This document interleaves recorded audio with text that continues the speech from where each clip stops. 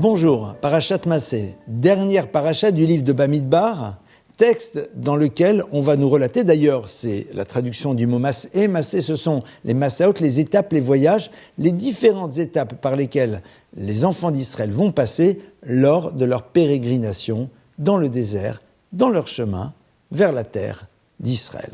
Alors, de manière très intéressante, la Torah va nous rappeler le nom des lieux dans lesquels les enfants d'Israël se sont retrouvés, 42 lieux. Mais de manière très curieuse, chaque fois qu'on nous parle de ces lieux, on nous parle et à la fois de l'arrivée et du départ. Très curieux. Vayachanu, Vaïsaou. Vaïsaou, Vayachanu. Traduction, ils arrivent, ils campent, et après, ils repartent de ce lieu. Si je le faisais en français, ça vous dirait, allez, on va prendre l'exemple du Tour de France, ils sont arrivés à Reims, et ils sont repartis de Reims pour aller vers Paris. Et ils repartent de Paris pour aller vers Vesoul. Et ils repartent de Vesoul pour aller vers Sedan. À mon avis, j'ai dû faire une erreur au niveau de la carte géographique, mais c'est pas grave. Mais pourquoi besoin de me dire qu'on repart du lieu dans lequel on est arrivé ? On se doute bien qu'on est arrivé là-bas, donc on va repartir de là-bas. Et nos maîtres de nous dire qu'évidemment, il y a ici quelque chose de beaucoup plus profond. Chacune de ces étapes correspondait à un travail particulier que le peuple d'Israël devait faire au niveau de sa démarche spirituelle.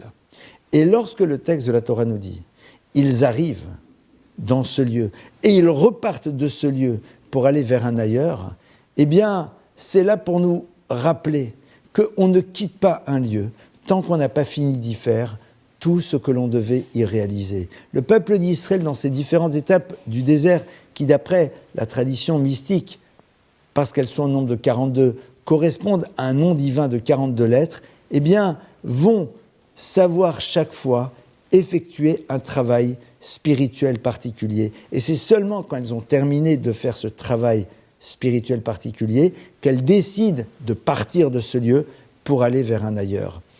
Vous savez que souvent dans la vie, on a tendance à vouloir quitter là où on se trouve pour aller vers un ailleurs, alors qu'on n'a pas peut-être nécessairement fait tout le travail que l'on devait faire là où on se trouve.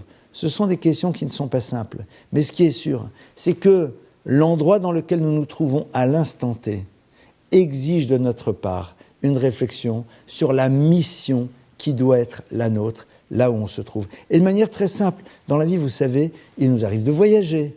Et on se retrouve parfois dans un endroit ou dans un autre, et puis parfois on va s'y retrouver un peu plus de temps que prévu.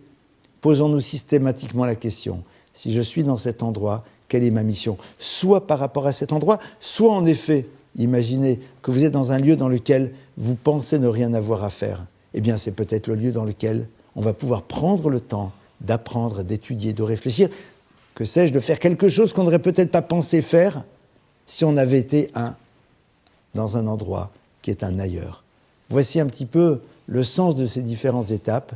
À nous de savoir réfléchir dans quelle étape de vie nous nous trouvons chacun. À nous de savoir que là où nous nous trouvons, nous avons un travail à faire avant de passer à l'étape suivante.